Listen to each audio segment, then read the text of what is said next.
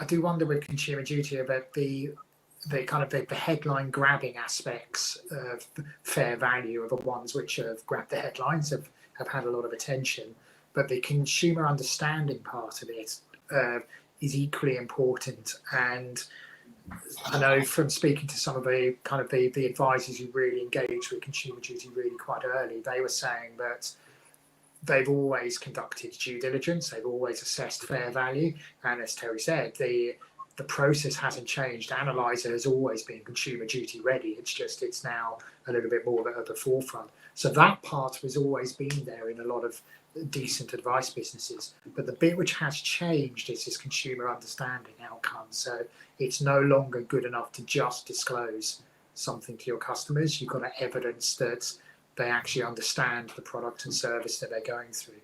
And I think documents like this, where it's, again, as Terry said, it hasn't got the 80 pages of glossary and detail that's sitting there, because that's going to be too much for people to understand. Something which is setting out the process, and these are the really important steps that we've gone through. These are the things, if you listen to nothing else as a customer, you need to understand about why you're investing on this particular platform.